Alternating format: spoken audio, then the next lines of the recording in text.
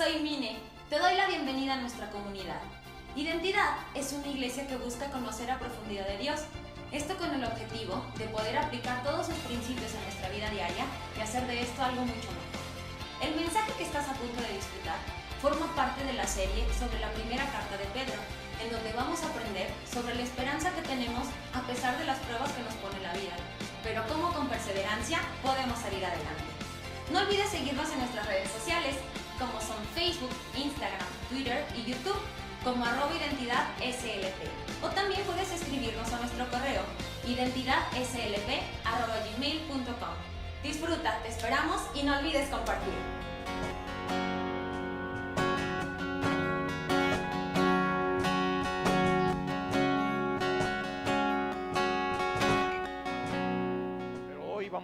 Hoy vamos a terminar con nuestra octava semana y vamos a hablar acerca de cómo debemos de funcionar nosotros como iglesia, como comunidad de creyentes en el sufrimiento. 7 semanas hemos hablado acerca de Primera de Pedro y cómo vivir en sufrimiento, por qué Dios permite el sufrimiento, qué es lo que Dios hace con nosotros a través del sufrimiento. Y hemos hablado muy particularmente de las cosas que tú y yo podemos hacer en nuestra vida para no meternos en sufrimiento. Y cuando ya nos encontramos en sufrimiento, ¿qué hacer para permanecer firmes mientras dure el sufrimiento? Una cosa que me ha llamado la atención es que en realidad no hemos encontrado, o bueno, por lo menos yo no vi en estas 7 semanas un tip que Dios dijera, si haces esto, nunca vas a sufrir. ¿Verdad que no?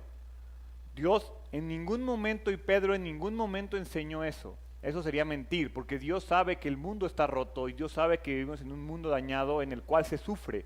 ¿Por qué? Porque no todo mundo hace su voluntad, por eso rezamos el Padre Nuestro y decimos, Padre Nuestro que estás en el cielo, santificado sea tu nombre, venga a nosotros tu reino, hágase tu voluntad en la tierra como en el cielo. Y cuando lo estudiaba con los hombres hablábamos al respecto de por qué creen que Jesús nos enseñó a orar, hágase su voluntad en la tierra como en el cielo. Significa que en la tierra no está pasando su voluntad. ¿Cómo, Gerardo? ¿Cómo es posible? Pero si Dios... No, una cosa es que Dios sea soberano, que Dios permita, pero Dios nos da libre albedrío. Y Dios nos permite tomar malas decisiones. No es su voluntad. Por eso oramos, hágase su voluntad. La voluntad de Dios, como lo hemos estudiado muchas veces, que todos procedamos al arrepentimiento y que todos estemos con Él al final de los tiempos. Pero sabe que nos vamos a equivocar. Entonces, como iglesia, ¿qué debemos hacer tú y yo, como comunidad, como familia de creyentes? No me refiero solo a los que están sentados hoy aquí, sino entre los mismos creyentes. ¿Qué espera Dios que hagamos y cómo espera Dios que nos comportemos en el sufrimiento, en una comunidad y en una sociedad en la cual pues el sufrimiento siempre va a estar presente? Pero antes, quiero que oremos. Padre, te doy gracias por tu iglesia, gracias porque sé y creo que tu voluntad se va cumpliendo poco a poco en nosotros. Ayúdanos a cumplir tus propósitos, ayúdanos a alcanzar el objetivo, ayúdanos a que al final de los tiempos podamos presentarnos ante ti como obreros aprobados y podamos tener acceso a la eternidad en el nombre de Jesús. Amén. En 2 palabras, lo que tú y yo tenemos que hacer, lo que la iglesia tiene que hacer durante el sufrimiento, durante esta época terrenal, es ser fieles. ¿Sí? Ser fieles. Esa es la clave, no hay otra, ser fieles. Y comienza Primera de Pedro, el último capítulo de la carta de Primera de Pedro, el capítulo 5, dice, y ahora una palabra para ustedes los ancianos en las iglesias. También soy un anciano y testigo de los sufrimientos de Cristo. Y yo también voy a participar de su gloria, cuando Él sea revelado a todo el mundo. Como anciano, igual que ustedes, les ruego. Ahora, este es un mensaje de Pedro, y lo acabamos de ver, lo dice muy claramente, tengo una palabra para ustedes los ancianos. Entonces somos una iglesia joven, entonces este mensaje no es para nosotros y nos lo vamos a saltar y lo vamos a dejar ahí. No, no es cierto. O sea, Pedro dice, tengo un mensaje para ustedes los ancianos. ¿Quiénes son los ancianos? ¿Quiénes son los ancianos?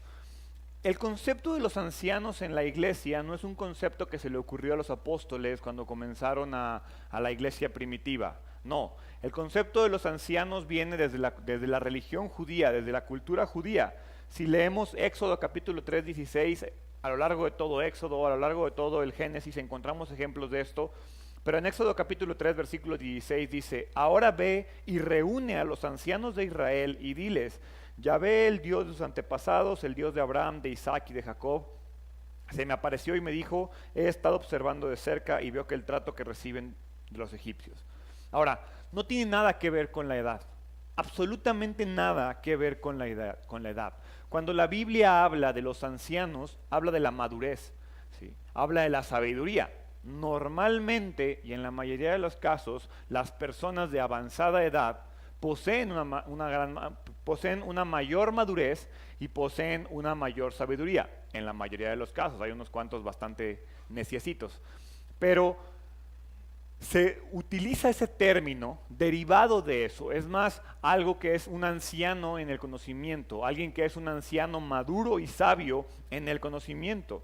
En una iglesia, un anciano no es la persona que tiene mayor edad, ¿sí? En una iglesia, un anciano es una persona que tiene la mayor madurez, es una persona que está calificada para el liderazgo. Voy a ponerlo de una manera muy sencilla. Yo soy un anciano, ¿sí? Y no por mi edad, soy un anciano que enseña, eso me hace un pastor. ¿Sí? Cada persona que tiene una madurez suficiente para liderar algo, para hacer algo dentro de una iglesia, es un anciano. ¿Sí? En tiempo de sufrimiento, el liderazgo de la iglesia tiene que dar un paso al frente y hacer algo por la comunidad de creyentes. Ahora, en este punto es muy fácil y puedo ver las caras de algunos diciendo, pues bueno, pues yo no soy anciano, yo no sirvo, yo no soy líder, y pues entonces esto que va a decir Gerardo, pues no funciona para mí, no aplica para mí, es más, me puedo echar una jetita mientras. La realidad es que no. La realidad es que no, porque todos y cada uno de los que estamos el día de hoy aquí somos llamados a ser ancianos. Todos y cada uno de los que estamos aquí somos llamados a ser ministros. Yo nunca le voy a decir a alguien que me diga, Gerardo, quiero servir en algo, le voy a decir, no, ¿sabes qué? Hijo, ya estamos llenos, vete para allá. ¿Sí?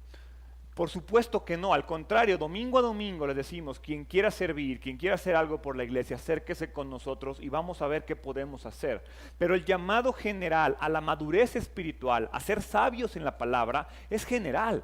Entonces, a mí no me molestaría tener una iglesia de 100 ancianos, 1000 ancianos, porque quiere decir que todos y cada uno de ustedes son maduros y son lo suficientemente sabios. Por lo tanto, este mensaje es para nosotros, porque Pedro le está diciendo a los ancianos de la iglesia que está esparcida, de la iglesia que está dispersa por la persecución, ustedes, los que conocen la palabra, los que han estudiado la palabra, los que son maduros en la palabra, tienen que poner el ejemplo y tienen que hacer las cosas de una manera diferente.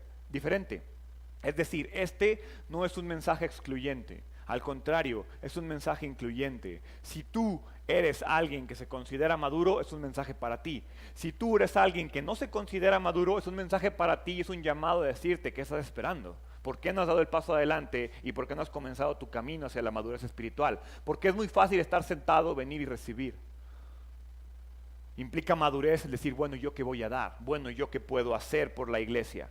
Pedro hace un llamado con toda la autoridad del mundo, porque él mismo dice, yo soy un anciano, y de igual forma no está hablando de que sea alguien en una edad senil, ¿sí? No simplemente está diciendo, yo soy un anciano, yo fui testigo de los sufrimientos de Cristo, y por eso les voy a pedir varias cosas a ustedes. Y comienza en el versículo 2 diciendo, cuiden del rebaño que Dios les ha encomendado, háganlo con gusto, no de mala gana, ni por el beneficio personal que puedan obtener de ello, sino porque están deseosos de servir a Dios.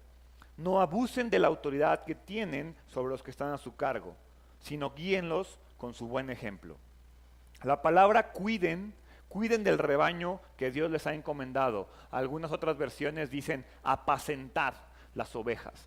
La palabra en griego es poimate, y esta palabra es sorprendente porque tiene muchos significados. Se usa y se traduce de muchas maneras a lo largo de la Biblia. Incluye muchos términos y abarca los deberes del ministerio. Esta sola palabra abarca muchos deberes del ministerio. No se limita solamente a cuidar.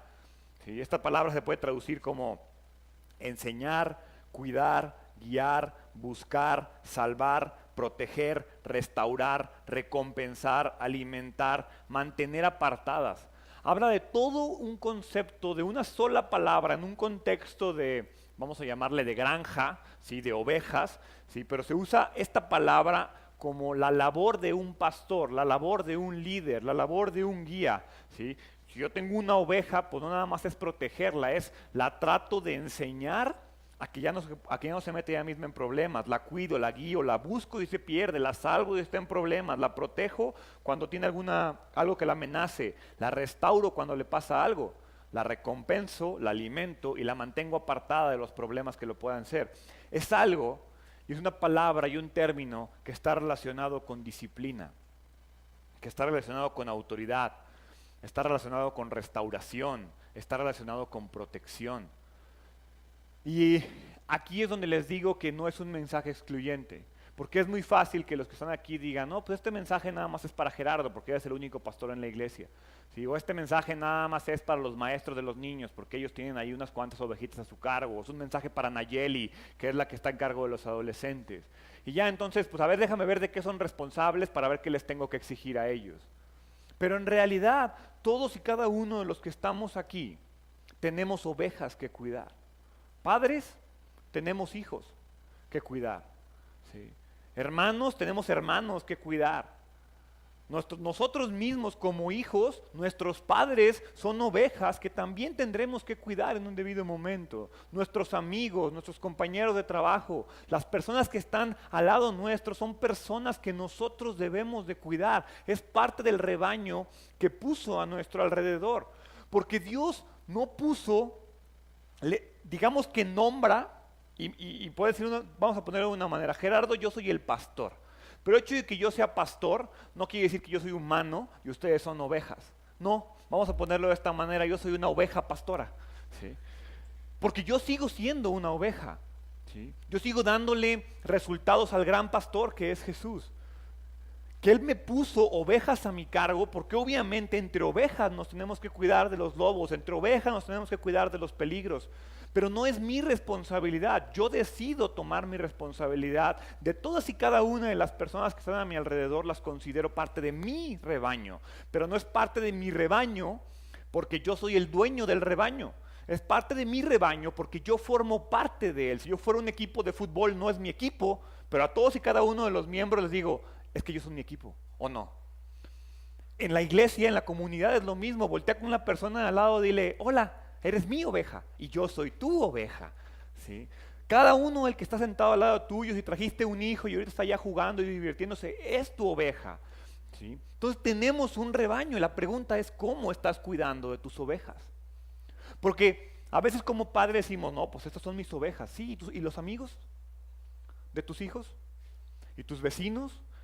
¿Y las personas que no conoces, pero que tú puedes influir en ellas? Habemos aquí tenemos gente a nuestro cargo, son nuestras ovejas. Podemos influir en nuestros propios jefes, en nuestros propios compañeros de trabajo, en nuestros compañeros de la escuela, en nuestros maestros. Entonces no se trata de decir, si no tengo autoridad, si nadie me dio una autoridad sobre ellos, entonces no son mi oveja. No, así no funcionan las cosas. La autoridad se gana, la autoridad no se pide. La autoridad se gana. Ahora, como dice el mismo versículo, no abusen de esa autoridad, porque no somos mejores, no somos superiores y mucho menos es para nuestro ego. Y eso es algo característico muchas veces de la gente creyente, nos creemos superiores. Nos creemos que sí, tengo la verdad, si yo conozco la verdad, yo soy mejor que tú no sabes nada. Entonces, tú sí eres una ovejilla ahí sin perdida en el mundo, yo soy una oveja maestra, inteligente, que sabe hablar. Así nos vemos, eso es abusar de nuestra autoridad. Me encanta que el versículo de Pedro usa el término guíenlos con su buen ejemplo. No te está diciendo guíalo con tus palabras, guíalo con tu Biblia, no, dice tú permanece, tú cumple. En un rebaño, si una oveja se va para allá, las demás no lo siguen. Pero si todas las ovejas se van para allá, ahí van todas, porque entonces se me hace que el camino es por allá. Por eso es común que se pierdan las ovejas, porque una se va.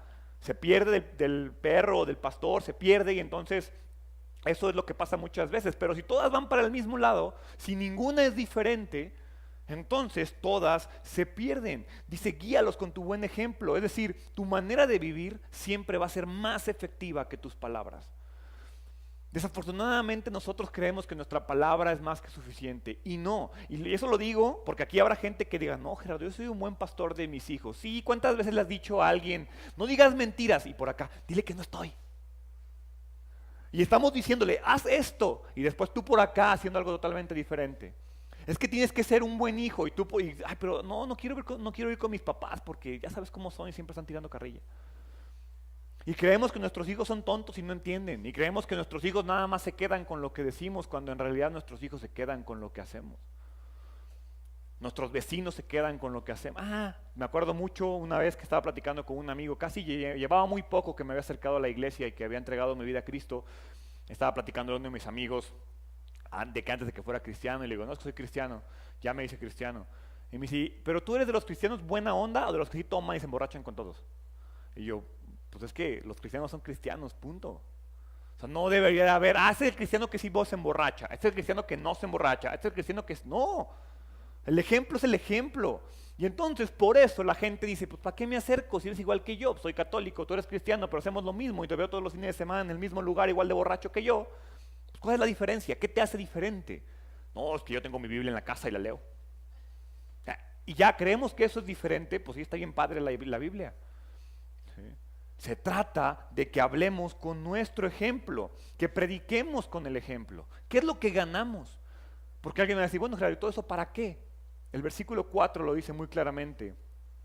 Así, cuando venga el gran pastor, ahora sí, el gran pastor, cuando venga Jesús, recibirán una corona de gloria y honor eternos. El gran pastor. El gran pastor va a regresar. Lo estuvimos platicando en Semana Santa. Esa es nuestra seguridad, esa es nuestra esperanza. Jesús va a volver. Y a Él le vas a dar cuentas. Él va a llegar contigo y te va a decir, a ver, Gerardo, yo te puse a tu hijo de oveja, ¿qué hiciste con él? A ver, puse a tu esposa de oveja, ¿qué hiciste con él? ¿Trabajaste para esta oveja tanto tiempo? ¿Qué hiciste con ella? ¿Tuviste estas ovejas a tu cargo en la oficina? ¿Qué hiciste con ellas? Y entonces te va a pedir cuentas por todas y cada una de las ovejas que tú pudiste o no influir. Y entonces Dios va a tomar una decisión en base a eso. Gerardo, pero es que esas son mis obras. No estoy diciendo que te vas a ir al infierno o no. Porque yo puedo creer y ser un ermitaño y vivir solo. Va a ser bien complicado. Pero puedo vivir una vida fiel, obediente a Dios, escondido, orando por la gente, pero tengo miedo del pecado. A ver, inténtenlo, a ver cómo les va. Pero lo puedo hacer, ¿sí? No estoy hablando de que voy a ser salvo o no voy a ser salvo. Estoy hablando de lo que dice, recibirán una corona de gloria, una corona de honor eterna, ¿sí? O sea, yo siempre he dicho que si a mí ahorita viniera Jesús y me dijera, te voy a dar 30 centímetros de cielo, es más, nomás cabe tu pie, lo firmas ahorita, yo lo firmaba. Por tener la seguridad de estar con Él ahí, aunque estuviera un día sí y un día sí, no importa, ¿sí?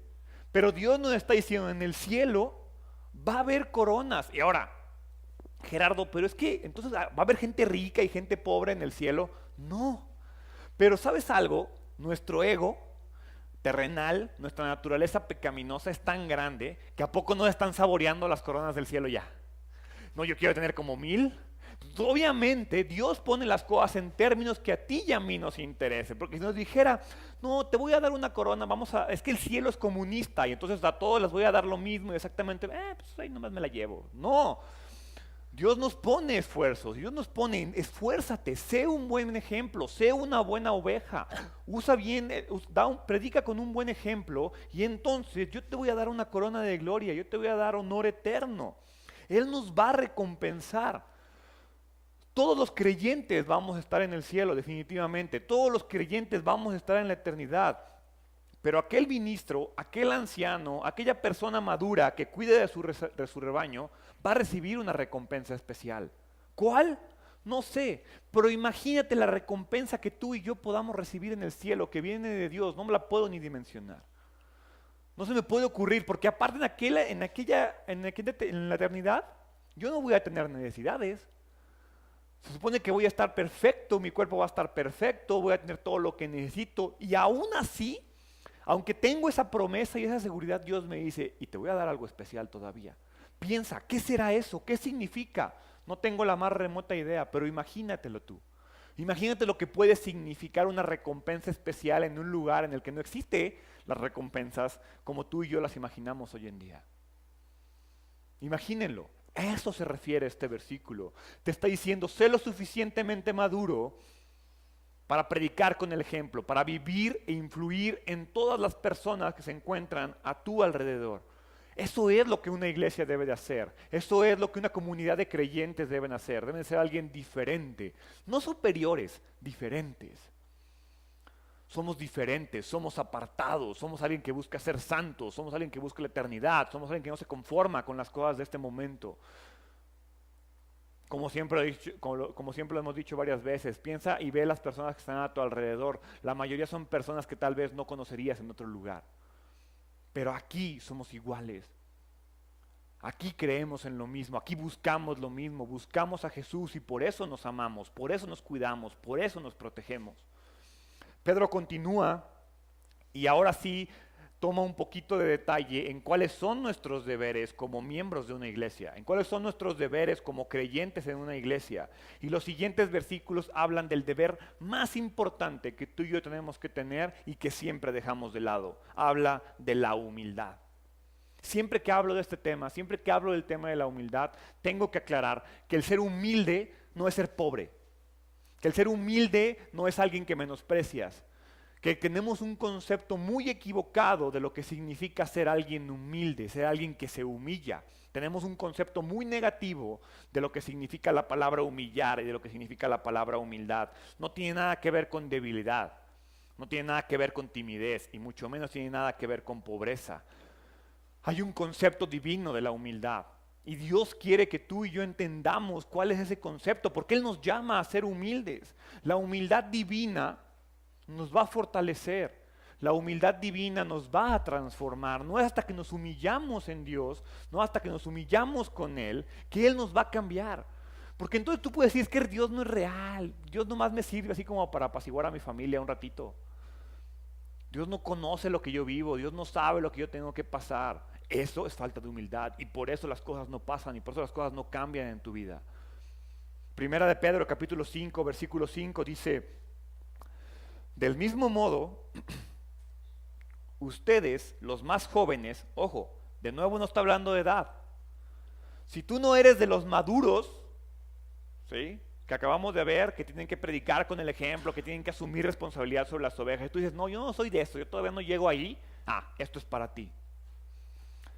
Ustedes los más jóvenes tienen que aceptar la autoridad de los ancianos. Es decir, yo todavía no soy maduro, Gerardo, entonces esto que me dijiste no es para mí. Ok, está bien, no es para ti, no lo tienes que hacer. Sométete a alguien maduro en Dios. Sométete a alguien maduro en las Escrituras. Sométete a alguien que sí tenga la sabiduría. No, entonces mejor estoy maduro. Mejor no me quiero someter a nadie.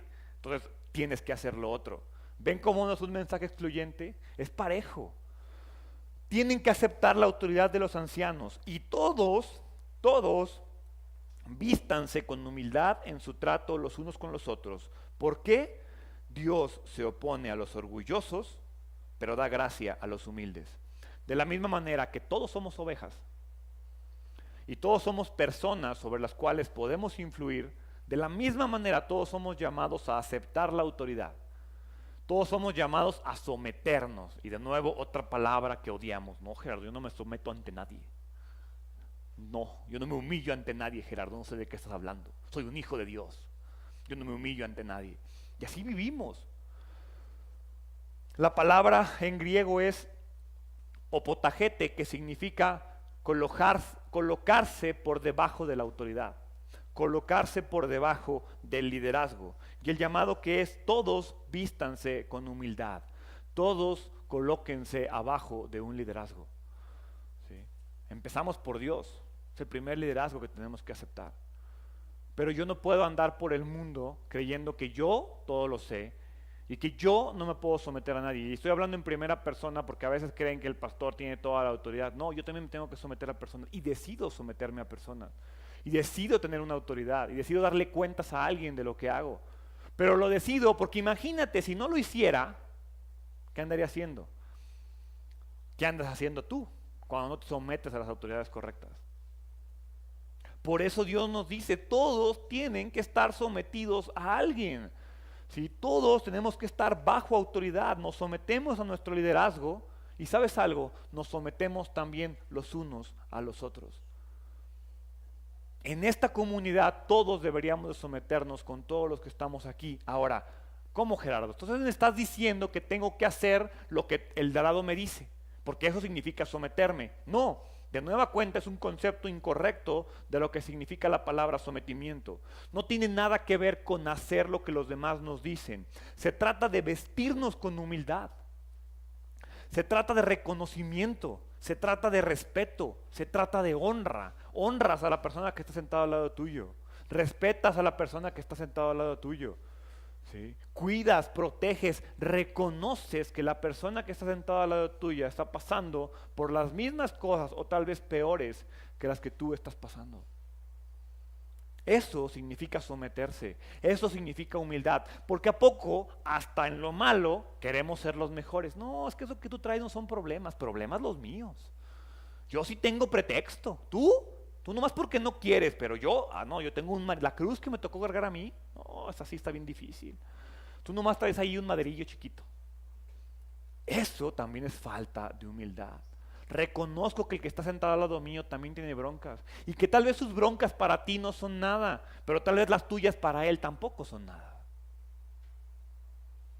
Entonces reconocemos y nos sometemos a ellos, porque muchas veces, y es hasta mala onda decirlo, pero entre creyentes, entre cristianos, es cuando más humildad necesitamos. Llegamos a una iglesia sintiéndonos los mejores. Yo soy el mejor hijo de Dios, yo soy amigo del pastor. Todos son mis amigos, a todos los amo y quien necesita algo de mí, ahí estoy. Si no hay alguien más importante, empezando por mí, yo me someto a ustedes, yo los reconozco a ustedes. La humildad no es algo que se dice tener, la humildad es algo que se demuestra con la vida. Juan capítulo 13, versículos del 13 al 15. Jesús hablando, y estos 3 versículos me gustan mucho porque Jesús demuestra la humildad. Jesús dice, ustedes me llaman maestro, ustedes me llaman Señor, y tienen razón. No está diciendo, no soy su maestro, no está diciendo, no soy su Señor. Dice, ustedes me llaman maestro y Señor, y tienen razón, porque eso es lo que soy. Y dado que yo soy su Señor y maestro, les he lavado los pies. Ustedes deben lavarse los pies los unos a los otros. Les di mi ejemplo para que lo sigan, hagan lo mismo que yo he hecho con ustedes. Es decir, yo soy su pastor y ustedes me llaman pastor. Bueno, no, me dicen Gerardo, pero yo sé que en su corazón y en su mente me dicen pastor Gerardo Altísimo Celestial. Sí, soy su pastor y porque soy su pastor tengo una responsabilidad con ustedes. No les lavaré los pies, tal vez. Espero que nunca tenga la necesidad de hacerlo. Pero si algo necesitan, saben que cuentan conmigo, porque ahí estoy y yo les pongo ese ejemplo. Pero no les pongo ese ejemplo para que entonces vayas con el de al lado. No, Gerardo lava los pies, re bien, ¿eh? Ve y pídele. No, ¿quieres que yo te lave los pies como me los lavó mi pastor a mí? ¿Quieres que yo te enseñe como mi pastor me enseñó? ¿Quieres que yo te cuide como alguien cuida a mis hijos? Porque, repito, es bien fácil venir y recibir y pedir y pedir y pedir y pedir. Eso no es humildad. La humildad se demuestra dándole a alguien más lo que tú recibes de tu propia autoridad. Nos sometemos los unos a los otros y nos sometemos a Dios. Primera de Pedro, capítulo 5, versículos 6 y 7. Así que humíllense ante el gran poder de Dios y a su debido tiempo, y subrayen, marquen, pónganle así comillas, y a su debido tiempo Él los levantará con honor. Pongan todas sus preocupaciones y ansiedades en las manos de Dios, porque Él cuida de ustedes. ¿Por qué nos debemos someter ante el gran poder de Dios? Primero, por temor a Dios. O sea, ¿quién de aquí cree que Dios es poderoso? ¿Y quién de aquí cree que Dios nos pudiera destruir haciéndolo así? Muy bien. ¿Por qué no le tenemos miedo? Y ahí sí digo miedo, ni siquiera estoy hablando de temor. O sea, mínimo, es como, yo me acuerdo en mi casa, mi mamá era la chancla más rápida de la cuadra, güey. Mínimo por eso medio trataba de portarme bien. Ya hasta me agarraba con vuelito y me la aventaba así de 3 metros y me daba. O sea, mínimo por eso debería de cuadrarme a Dios. Por temor, porque lo que me pudiera hacer. Sí me ama y sí tiene misericordia, Gerardo, entonces no me va a pasar a mí. No sabemos. No sabemos cuándo Dios va a decir hasta aquí y va a volver Jesús. Entonces mínimo, por puro miedo, deberíamos de someternos a su poder. ¿Por qué? ¿Por qué nos encanta oponernos a Dios? Nos encanta creernos más superiores que Dios. Y como acabamos de leer, Dios se opone al orgulloso. Tú y yo nos queremos poner por encima de su mano. Es decir, Dios te dice, ven a mi mano, ponte aquí. Imagínate el tamaño de la mano de Dios. Y te dice, ponte aquí. Y ya estando aquí, muévete y haz lo que quieras. Camina para el dedo que quieras, córrele para acá, súbete para acá si tú quieres. Haz lo que tú quieras, pero hazlo en mi mano. Y tú, chis, ¿por qué tu mano? ¿Por qué no la mía? Es más, ¿por qué no me subo yo a controlar la mano? Y ahí estamos, queriendo retar a Dios. Dios nos quiere bajo su mano, no para aplastarnos. A veces creemos eso, creemos que Dios le quiere hacer así. Y entonces pon así la mano y que no se me escape. No, Dios le quiere hacer así. Y Dios siempre va a estar así. Y aquí está el que quiere estar. Y cuando estés ahí, te voy a proteger, no te voy a aplastar. Nuestro orgullo nos hace creer que somos mejores y nuestro orgullo nos hace creer que podemos funcionar mejor que Dios. Pero con Dios, mínimo por temor, deberíamos de estar en su mano. La segunda razón para someternos a Dios es por confianza en Él. Nos sometemos a Él porque al final de los tiempos, Él es el que nos va a levantar. Al final de los tiempos, Él es el que nos va a juzgar. Al final de los tiempos, Él es el que nos va a recompensar. Entonces, mínimo por hacerle la barba, nos deberíamos de someternos a Él. Dice la palabra, Él nos levantará con honor. Ojo, la palabra está en futuro. Y cómo odiamos ese futuro. Nos encantaría que nos dijera, Él te levanta con poder, ahorita, en este momento, y me da autoridad, y me pone mis coronas celestiales desde ahorita para que todo el mundo vea que soy superior. Eso nos encantaría, pero no, en realidad es que nos sometemos a Jesús, nos sometemos a Dios, porque confiamos que en su debido momento Él nos va a exaltar, Él nos va a dar la gloria, Él nos va a poner a reinar junto con Él. Esa es nuestra confianza y por eso nos sometemos a Él. Nos encantaría ser exaltados ahorita, en nuestras formas, en nuestro tiempo, pero en realidad demostrar sujeción, demostrar humildad, solamente lo podemos hacer cuando aprendemos a confiar y cuando esperar los tiempos de Dios. Ayer me tocó cuidar a mis sobrinos, a mi sobrino y a José Pablo, ¿no? Y los primeros 15 minutos que estaban jugando ellos dos, Sari voltea conmigo y me dice, ven, eso es lo bueno de tener 2 niños. Al minuto 16 que uno empezó a llorar y otro empezó a brincar, la volteé a ver, ¿estás segura? Y ya en la noche que los dos estábamos devastados y seguían brincando en el tumbling, ¿segura que lo correcto son 2 niños? Sí, la verdad es que al final del día dijimos que sí, pero les comparto esta historia porque viendo una película con mis sobrinos, cómo entrenar a tu dragón, aprendí una lección bíblica que tiene que ver con lo que estoy viendo el día de hoy. Y ahí está el entrenador de dragones, súper malo, maloso, que entrena a los dragones por temor. Y tiene 1000 dragones sometidos a él por temor. Y ahí está el bueno de la película que dice, no, si un dragón confía en ti, va a hacer lo que quiera por ti. Un dragón confía en ti, va a llegar hasta donde no te puedes imaginar. Y obviamente, como pueden esperar, y si no la han visto, se las platico, no me interesa, no se la cuenten a sus niños. El dragón que estaba sometido por temor terminó cambiando por amor y por confianza en el bueno, y entonces todos viven felices para siempre. ¿Sabes qué? Es lo mismo con Dios. Dios dice, confía en mí. Y si confías en mí, por confianza, yo puedo hacer todo lo que tú quieras. Por temor también, O sea, por temor también jala Dios. Y por temor también le entra. Y si queremos funcionar por temor, Él nos puede poner a temblar. Pero Dios espera que tú y yo funcionemos por amor. Dios espera que tú y yo confiemos en Él y que sepamos que si confiamos en Él, Él nos va a dar todo, ¿sí? La tercera razón ya vimos, temor, confianza. Y la tercera es seguridad de Dios. ¿Cuál es la diferencia entre confianza y seguridad? La confianza es que tenemos la seguridad de que lo que Él nos promete va a pasar. La seguridad significa que estamos seguros de que Él nos cuida. Que estamos seguros de que a pesar de que estemos pasando por la tormenta más complicada de nuestras vidas, sabemos que Él nos va a sacar adelante. Sabemos que Él nos va a cuidar. Yo les pregunto, ¿cuántos creen esto en verdad? ¿Cuántos creen que Jesús nos va a sacar de nuestras tormentas? Ok, entonces ¿por qué estamos llorando como locos y sufriendo en medio de la tormenta? No quiere decir que estemos felices brincando de alegría, no. Pero Dios espera que en la tormenta tú y yo estemos confiados y que tú y yo estemos tomando decisiones con la seguridad y con el sometimiento de que Dios nos va a sacar adelante. Porque de igual forma, ¿cuántos creen que Dios se va a ocupar de tus problemas? ¿Cuántos lo creen en verdad? Allá no levantan tanto la mano, ¿verdad? No, es mi responsabilidad ocuparme de mis problemas, Gerardo. Eso es orgullo.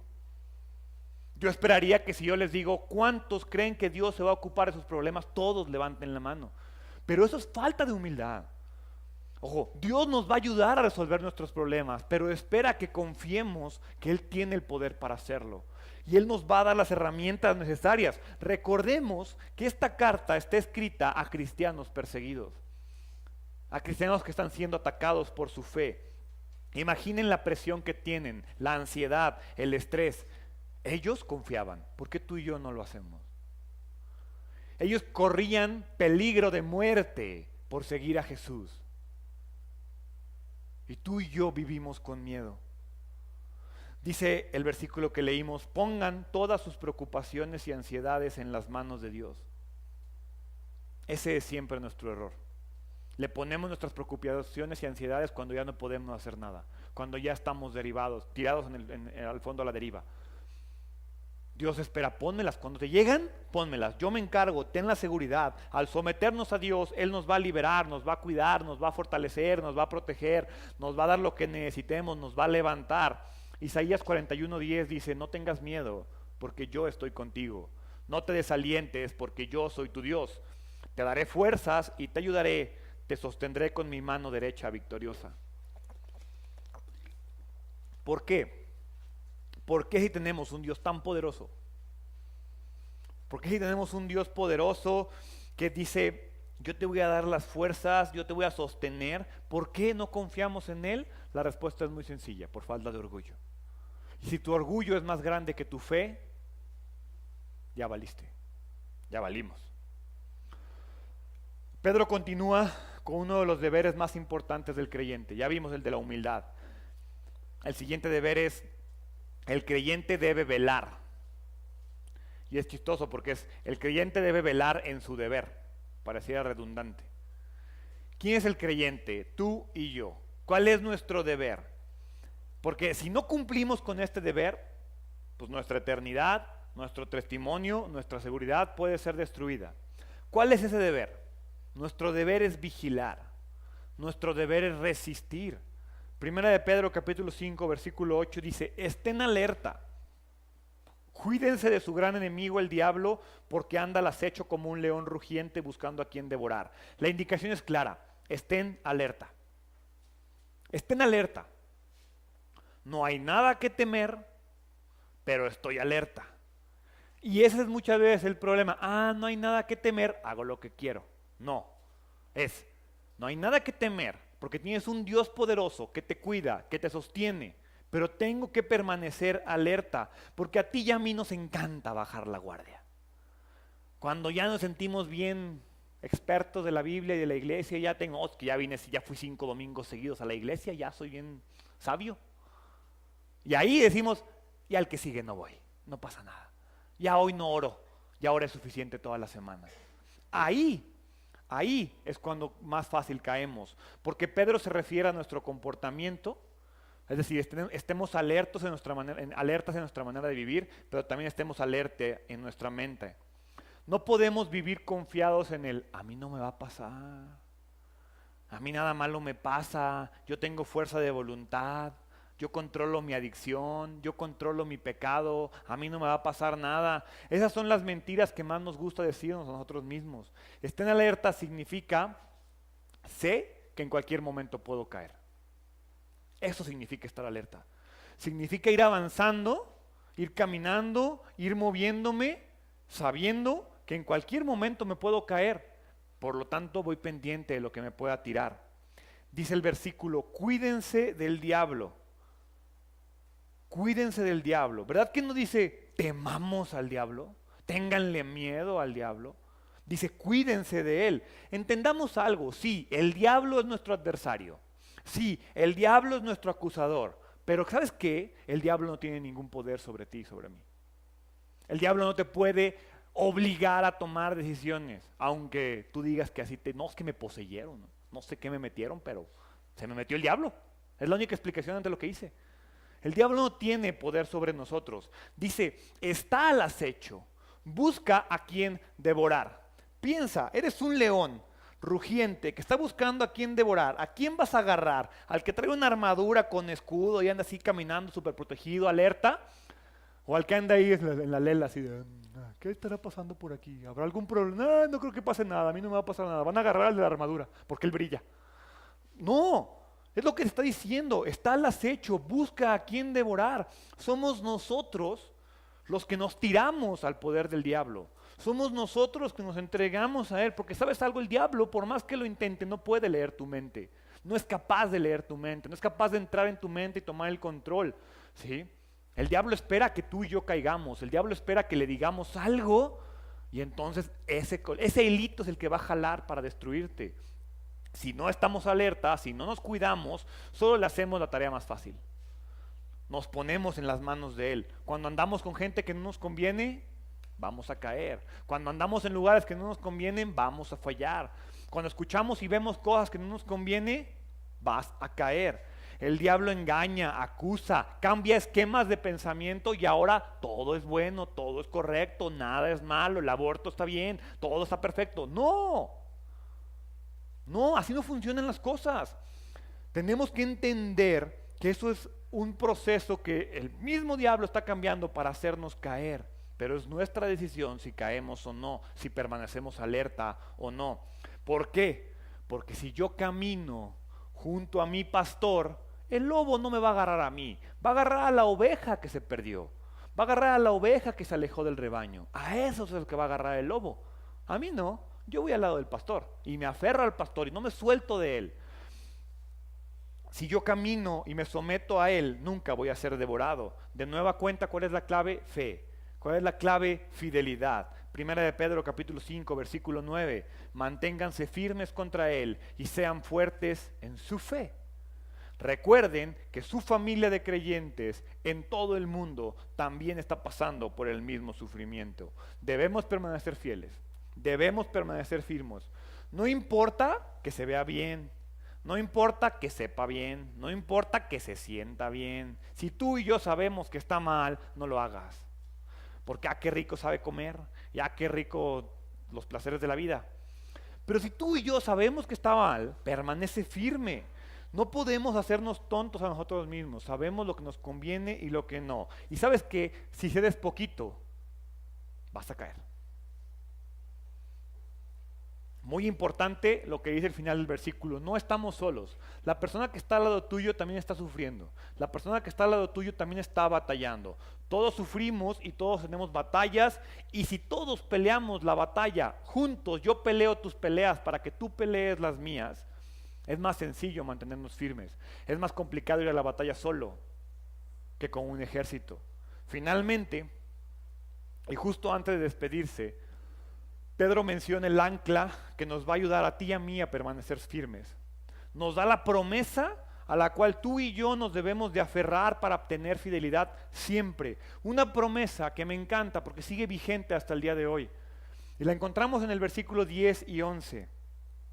En su bondad, Dios los llamó a ustedes a que participen de su gloria eterna por medio de Cristo Jesús. Entonces, después de que se haya sufrido un poco de tiempo, Él los restaurará, los sostendrá, los fortalecerá, los afirmará sobre un fundamento sólido. A Él sea todo el poder para siempre. Amén. Durante 8 semanas hemos aprendido a vivir en el sufrimiento. Durante 8 semanas hemos visto cuál es la clave para vencer, para permanecer, para salir adelante, cuáles son nuestros deberes. ¿Por qué? Porque queremos esta promesa. Porque tú y yo queremos esta promesa. ¿Cuál promesa? Dios se va a ocupar de nosotros durante el sufrimiento. Al final, Dios me va a llevar a la eternidad con Él. Dice el versículo, Dios los llamó a ustedes a que participen de su gloria eterna. Y entonces te pregunto, ¿estás escuchando ese llamado? Si estás aquí, Dios te está llamando. No importa si es la primera o llevas aquí desde que comenzamos. Si estás aquí, Dios te está llamando. Y no te está llamando porque te lo merezcas.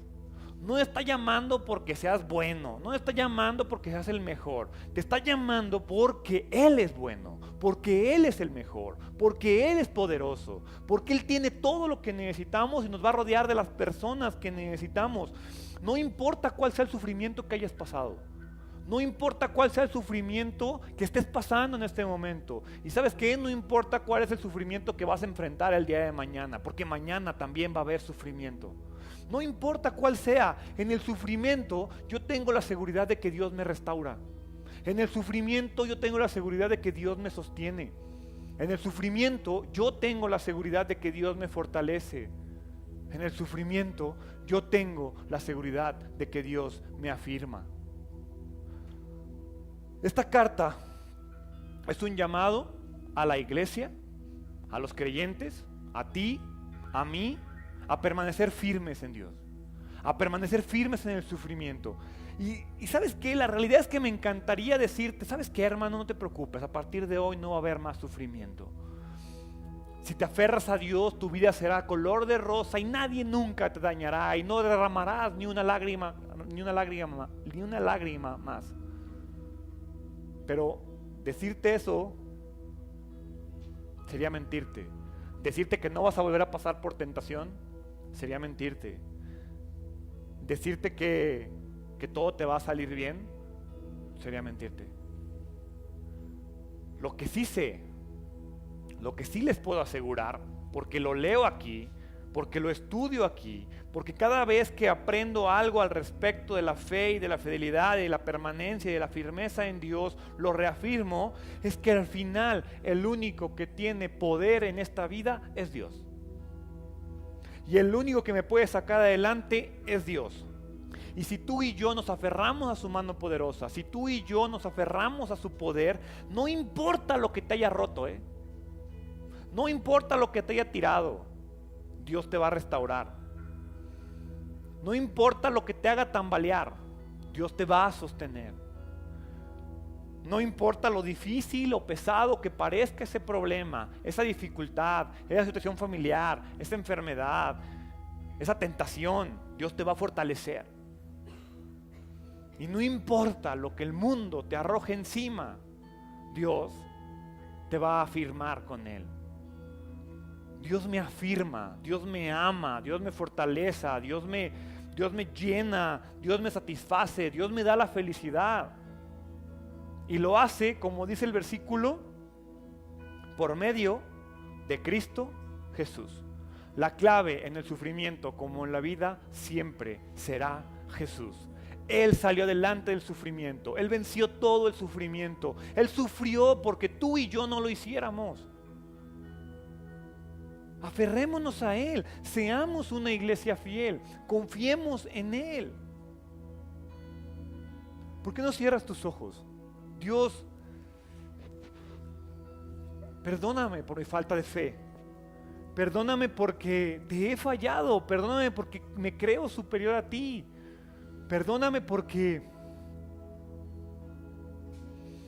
mi ego se interpone entre tú y yo, perdóname porque el placer de la vida se interpone entre tú y yo, perdóname porque no he sabido apreciar lo que has hecho por mí. Gracias, Padre, porque me das una oportunidad nueva de aferrarme a ti Me das una oportunidad nueva de serte fiel.